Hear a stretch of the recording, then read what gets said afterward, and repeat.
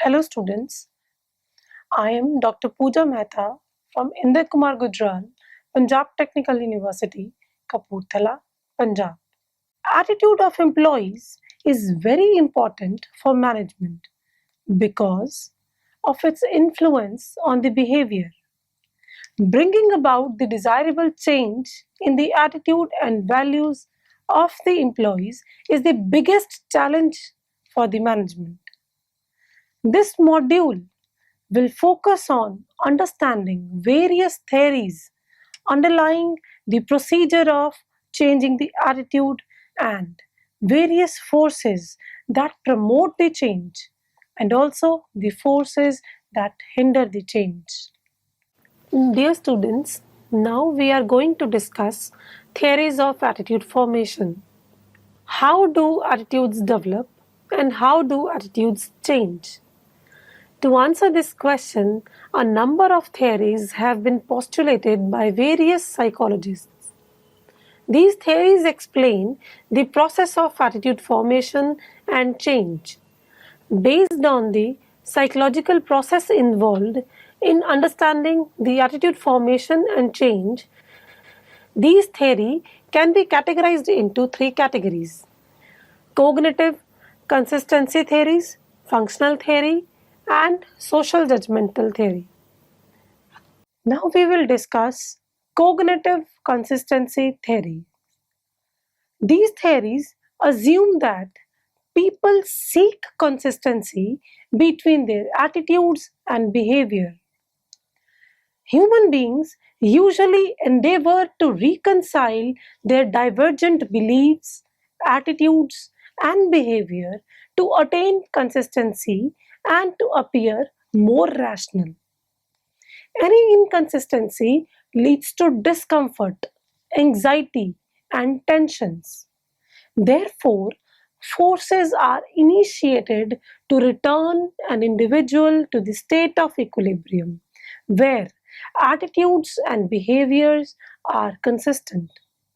This can be done by either altering the attitude or by developing rationalization for the discrepancy. In brief, we can just say that all consistency theories focus on inconsistencies which occur between beliefs, attitudes, and behavior. A few important consistency theories are balance theory, Abelson's extension of balance theory, and congruity theory. Firstly, we will discuss balance theory.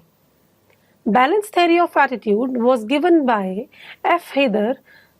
This theory focuses on consistency in the judgment of other persons and the issues that are linked with some form of relationship. According to this theory, three elements, the person, the other person, and the impersonal entity, are involved in the process of attitude formation. Between these three elements, two basic types of relationships, sentiment relationships and unit relationships, exist. Sentimental relationships include sentiments involved between the elements, and unit relationships describe that the two elements are perceived as together. Both sentiment relationships and unit relationships can be either positive or negative. Dear students, please look at the exhibit given here.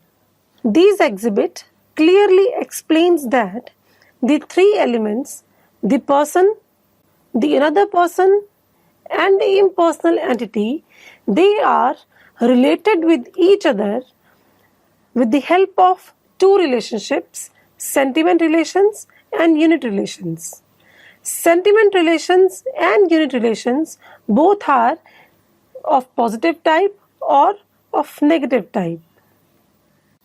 Dear students, having seen the exhibit, we can say that this theory explains that generally people tend to perceive other persons and the objects linked to them so that state of balance is obtained in the system. State of balance exists if number 1, 3 relationships are positive, number 2, 2 relationships are negative, and 1 is positive. On the other hand, state of imbalance exists if number 1, 3 relationships are negative, or 2 relationships are positive and 1 is negative. The balanced states are stable and unbalanced states are relatively unstable. Whenever any imbalance arises, it leads to the state of tension and discomfort which motivates the person to restore the balance by changing the relations. The second consistency theory is Abelson's extension of balance theory. Abelson, in his theory, suggested 4 modes of resolving imbalance in cognitive structures of attitude. These 4 modes are denial, bolstering, differentiation, and transcendence. The first mode is denial. Denial refers to denying the relationship when imbalance occurs. By denying the relationship, we can avoid the imbalance situation. Second mode to maintain the balance is bolstering. Bolstering refers to adding another issue in the main issue. Third mode is differentiation. Differentiation refers to splitting one of the elements into 2 elements that are negatively related to each other and in opposite ways to the other elements in the system. The fourth mode of resolving the imbalance is transcendence. Transcendence means combining the elements into larger ones. These 4 processes given by Abelson occur in a hierarchy. The order of the processes is based on the assumption that the least effortful solution will be implemented first. The theory underlies the role of persuasive communication and interpersonal attractiveness in changing the attitudes of an individual. Congruity theory. Congruity theory was proposed by C. E. Osgood and P. H. Tenenbaum. This theory of attitude is very similar to the balance theory. This theory established that evaluation of the source and the concept that are linked by associative or dissociative assertion should be changed.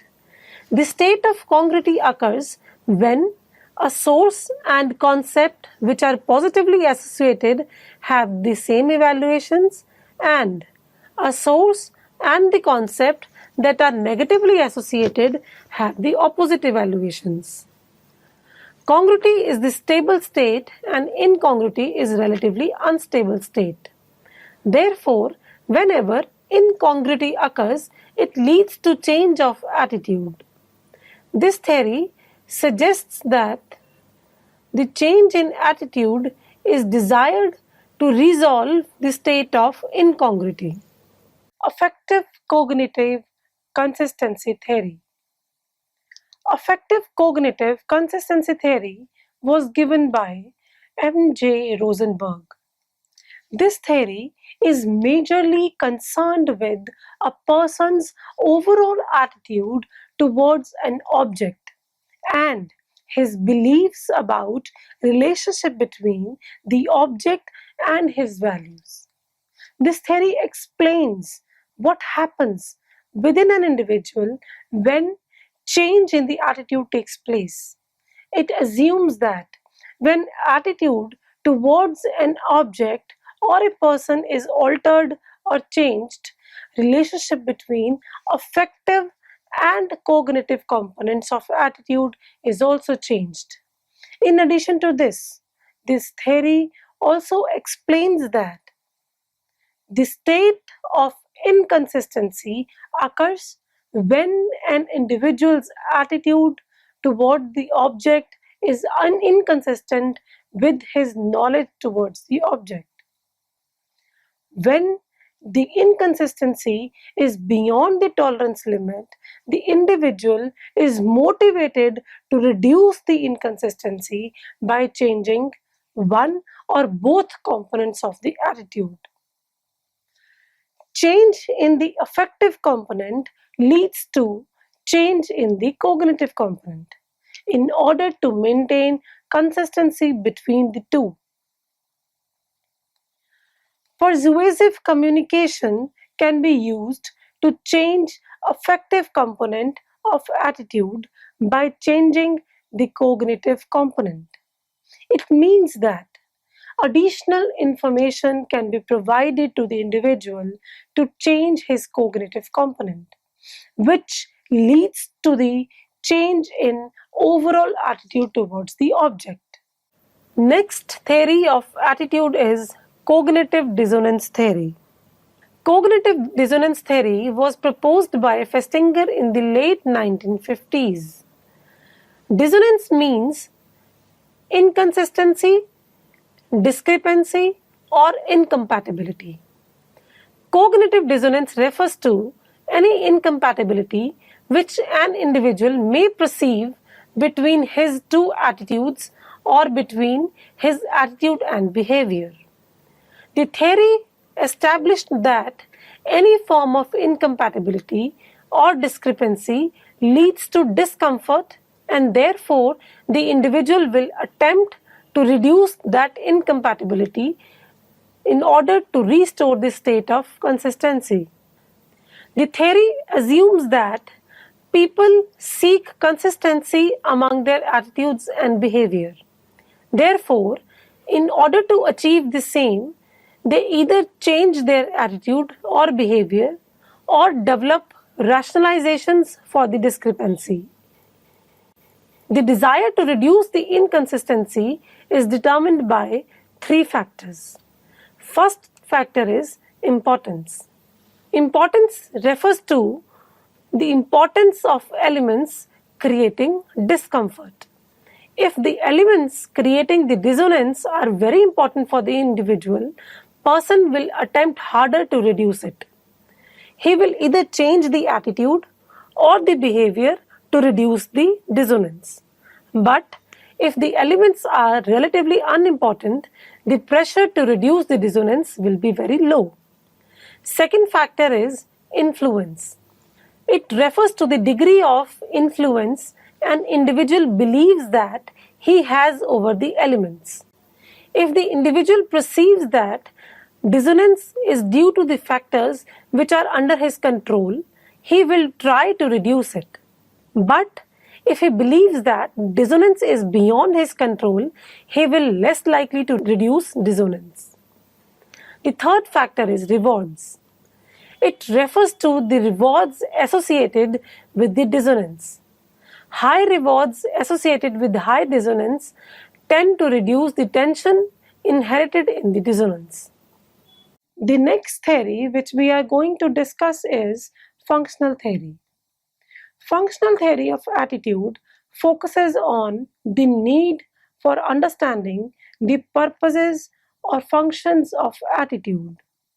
Attitude serves different functions for different individuals or for same individual but in different situations. The theory assumes that every individual has personal need for changing the attitude. Therefore, an understanding of functions served by the attitude is important in selecting the procedure to change the attitude. Another alternative approach to functional theory of attitude was given by Kalman. He proposed three processes for attitude change. These three processes are compliance, identification, and internalization. This theory focuses on the types of social relationships that occur in social influence situations. Compliance. Compliance occurs when attitude is formed or changed in order to gain a favorable impression from another person or a group. Identification. Identification occurs when a person forms or changes the attitude that helps him establishing or maintaining a self-defining relationship with the influencing agent. Internalization. Internalization means adopting a particular attitude because it is congruent with one's overall value system. Social judgment theory. This theory was originated by Sherif and Hovland. The theory explains that how a person's existing attitudes distort attitude towards some other objects and how these judgments mediate the process of attitude change. In simple words, we can say that a person's initial attitude towards an object provides standards or reference points against which he evaluates other opinions. These views of attitude can be defined in terms of attitudinal continuum, which is comprised of latitudes. Latitude of acceptance provides the range of opinion which are acceptable for an individual and can best describe his own stand. Latitude of rejection provides the range of opinions which are objectionable for an individual. The latitude of non commitment provides the range of opinions which a person find neither acceptable nor objectionable. Therefore, this theory applies the principle of judgment on the process of attitude change. Dear students, now we will discuss formation of attitudes. Attitudes are not inherited, but they are acquired over a period of time. Individuals acquire attitudes from various sources.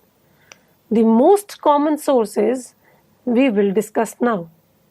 The first common source of formation of attitude is direct experience.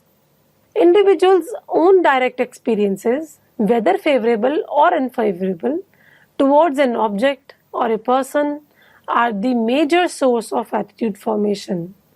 For example, if an employee received his first promotion in an organization just after 6 months of his joining, his colleagues will likely to believe that they also will get their promotion after 6 months.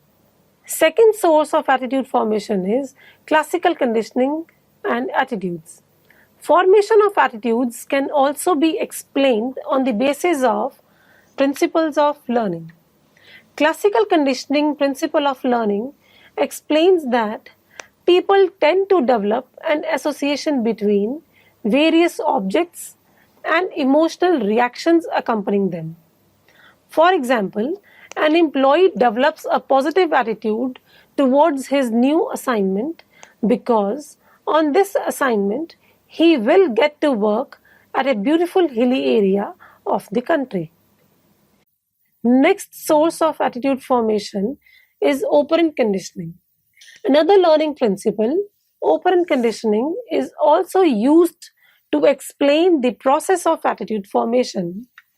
This principle explains that attitudes that are reinforced either verbally or non-verbally tend to be maintained, or the attitudes which elicit unwanted responses from others tend to be changed. Vicarious learning. It is a type of learning in which a person learns by observing others. This type of learning also accounts for attitude development, specifically when the person does not have a direct personal experience with the object. In such cases, an individual can develop his attitude towards the object by observing others. Generally, children adopt the attitude of their parents through vicarious learning processes. Another very common example of vicarious learning is developing attitudes by watching television, movies, and other media sources. Another source of attitude formation is family and peer groups. A person can also develop the attitudes by imitating his parents, teachers, or colleagues. People observe the way their family and friends behave and start shaping their attitude and behavior to align with theirs. Next source of attitude formation is neighborhood. Our neighborhood and surroundings also provide us a very strong and influential framework of cultural facilities, religious and ethnic groups. The people belonging to different culture or ethnic groups may have different attitudes and behaviors. Individuals tend to accept or deny some of these attitudes in accordance to the value system. Next source of attitude formation is economic status and occupations. Economic status and occupation of an individual also influence the process of attitude formation. The socio-economic background and occupation of an individual contribute a lot in developing the present and future attitudes. Mass communication. All types of mass media, television, radio, magazines, newspapers, and any other media which provides large quantity of information to the audience also influence attitude development. The information communicated through the mass media is constructed in such a way to cater the attitude of the audience. On the other hand, people also select the particular form of mass communication that reflect their attitude towards various issues. Now we will discuss the process of attitude change. Attitudes of the employees are not always rigid. They can be changed. It is always in the best interest of the organization to try for the change. But changing attitude of employees is not so easy because there are many barriers to it. So firstly we will discuss barriers to change. There are a number of barriers which can prevent people from changing their attitudes. Now we will discuss the barriers one by one. The first barrier to change the attitude is balance and consistency. The major obstacle to change human attitude is balance and consistency. It means that human beings always prefer the state of consistency between their attitudes and behaviors. When attitudes and behaviors are not consistent, individuals start feeling uncomfortable and tend to reduce the inconsistency and restore the state of consistency between attitude and behavior. In order to reduce this discomfort, people generally either change their attitude or alter their behavior or perceptually distort the circumstances. Another barrier to change the attitude is prior commitments. This usually occurs when people have their prior commitments for some other course of action and because of that they are unwilling to change. Publicly expressed attitude. When attitudes have been expressed publicly, they are more difficult to change. This happens because it is very difficult for someone to admit that they were carrying faulty attitude earlier. The next barrier to change the attitude is insufficient information.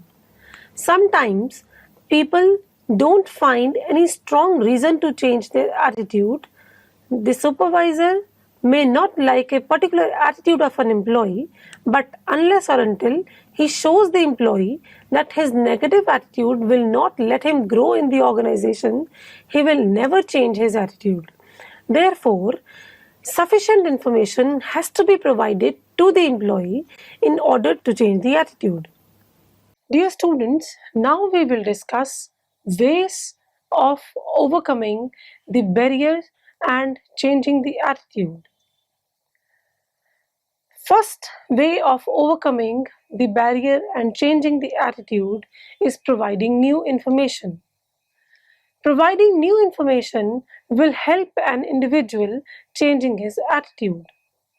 Negative attitudes are usually formed due to lack of sufficient information. Sometimes new information changes the previously held beliefs and attitudes of the people. For example, generally, workers become prejudiced and hold negative attitude towards intentions of the management. If they are provided with information that management actually cares for their welfare, they can easily change their attitude. The another method of changing the attitude is use of fear. Fear can easily change the attitude, but the change depends upon the degree of fear used. For example, if very low level of fear is used, people generally ignore it because warnings are not very strong. If moderate level of fear is used, people tend to change their attitude because they get aware and conscious about the situation.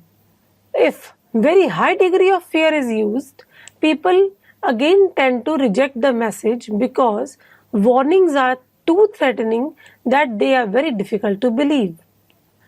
Influence of friends and peers. Attitudes can also be changed if friends or peers of an individual persuade him to change. But such change also depends upon the credibility of the person persuading to change. Peers with very high credibility can significantly exercise their influence than those who have low credibility. Another way of changing the attitude is co-opting approach. This means that involving the people who are dissatisfied with the situation can improve the situation. Another method of changing the attitude is by having training sessions. Use of training sessions can also change the attitude of employees. During training sessions, sharing and personalizing the experiences and practicing new behaviors can stimulate the attitude change among the employees. Now we will discuss types of attitude change. The change in the attitude can be classified into two categories: congruent change and incongruent change. Congruent change. This change involves changing the attitude in the same direction, but intensity of the feeling is reduced.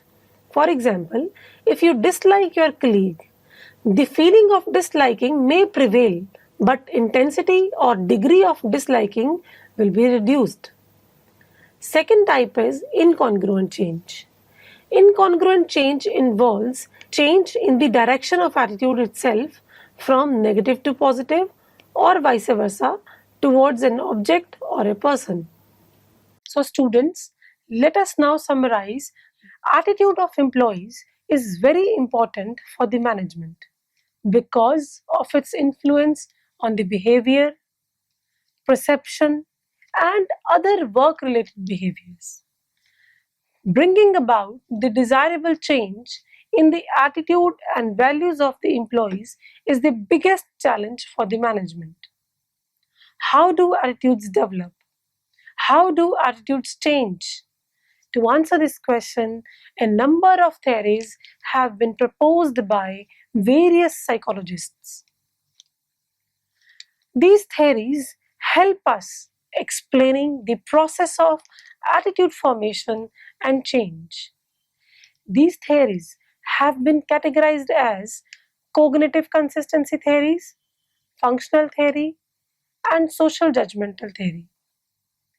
These theories assumes that people seek consistency between their attitude and behavior. People endeavor to reconcile their divergent beliefs, attitudes, and behavior to attain the consistency and to appear more rational.